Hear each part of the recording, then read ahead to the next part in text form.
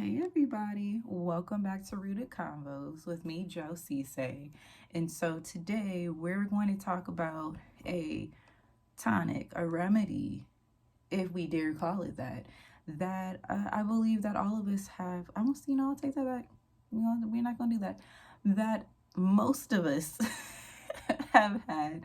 Specifically, I believe that if you are a Black American, then you most definitely have or know exactly what I'm about to talk about. Just maybe not in the way that I'm going to talk about it.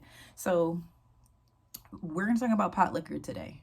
And for those of you who are like, what the heck is that? What is pot liquor? What is that? Uh, or green juice. So I do feel the need to distinguish something before I continue because there's a lot of things we call greens. Nowadays, we have microgreens, we have spinach, we have kale, we have dinosaur kale, we have broccoli leaves.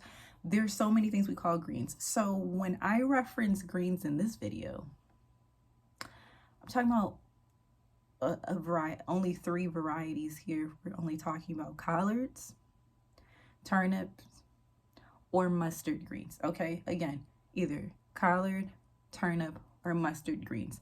It's only those 3 that I am referencing if you hear me say the word greens, okay? Just so we're on the same page. So within the Black American community, we have our soul food. Please reference back to my macaroni and cheese video if you want to learn more, of our history with how these things come about. But when it comes to our soul food, one of the staples that we have is I won't say collard greens, is greens. Now for me, I end up slipping up and saying collards because collards are my favorite since childhood, hands down. I love collard greens and I love turnips. Mustards, hit or miss. It depends on who's making them. It's just not a favorite of mine like that. But I love collard greens and turnips. Anyways, but we have a way that we prepare our greens, which is not necessarily how other people do that. But the way we prepare our greens, it produces I like to call it a tonic. Now, some apparently in culinary call it a broth. Who knew? But some of us just call it green juice because when you take the greens out of the pot and that liquid from the bottom is, like not completely drained off from the spoon, it'll end up touching your cornbread. Some of us, like me, don't like that. And then some of us sop it up and we're in love with it. Anyway, but what I thought was really cool is what I've been learning or have learned about pot liquor. Okay, so my grandparents originally came from Alabama, like born and raised, moved to Michigan when they were grown. Okay, like they're adults. Like I'm in my 30s, they like around my age or older. A month ago, I had a craving for some collards, and I made me some, and I talked to my grandma about it, and that's when she mentioned to me how back in the day they would use green juice or pot liquor as a tonic. Like they would use it for ailments if you didn't feel well. And I was like, why did I never know that? And so I started a course in true scientific form researching, and there was something that really caught my attention when it came to it. So we all know that when you take fresh vegetables, it doesn't matter what it is, and you cook them down, they lose, some nutritional value. So greens are no different. They lose between 50 to 60% of their vitamins when you cook them the way we cook them. Like depending on how you're raised, like I've seen some people cook their greens in broth, like chicken broth, which is interesting always. And then most people I know, we use water. So what was intriguing, because we're in this age of like no meat and stuff, is our ancestors were, from what we know of, they would take scraps of meat. So it could be pig's feet, hog jaw, it could be, like ham hocks, whatever scraps of meat that they had, they would add it into their greens while it cooked down. Why that's significant, whether or not they knew, which I feel like they probably did on the low, is that when you add meat to your greens, it actually helps to preserve some of those nutrients in the pot liquor, making it more nutrient rich. When I was reading quotes about back in the day, a lot of people were saying how they would use their pot liquor for sickness. If you felt weak in your body, if you felt like you were lacking something, that you would just drink it as a broth. There's people today that actually in the culinary world who use pot liquor, something that Black Americans, we throw out. Like once some greens done, we pour it out. I've seen people literally pour it out of their greens, but there's people in the culinary world who save it.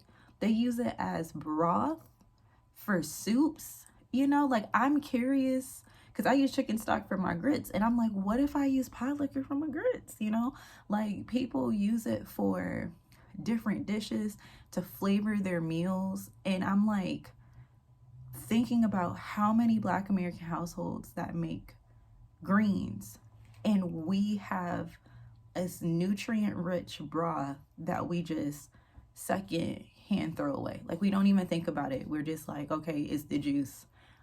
But our ancestors knew that it was, you know, like it's nutrient rich, like it's good for you.